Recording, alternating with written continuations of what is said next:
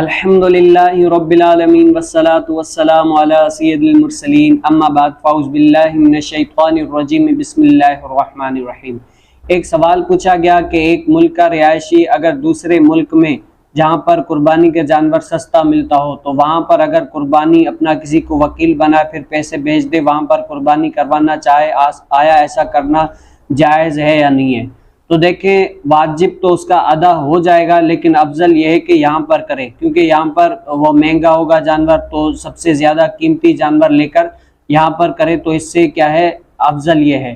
لیکن مسئلہ یہ ہے کہ وہاں پر جیسے جس ملک میں وہ کرا رہا ہے وہاں ملک کی جو ہے نا کرنسی تھوڑا کم ہے، سستا ہے، اور جانور وہاں پر یہاں کے حساب سے بہت اچھا ہے، تو وہاں پر کرائے تو افضل ہے۔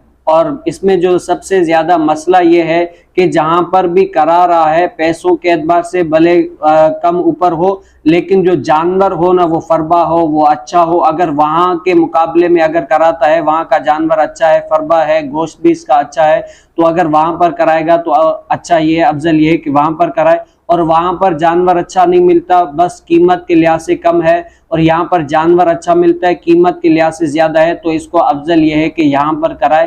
بہرحال اگر وہ وہاں پر بھی کرائے گا تو اس کا واجب جو ہے نا وہ ادا ہو جائے گا۔ اللہ اس کے رسول سے دعا ہے کہ جو کچھ سنا اس پر عمل کر کے دوسروں تک پہنچانے کی توفیق نصیب فرمائے۔ وآخر دعوانا ان الحمدللہ۔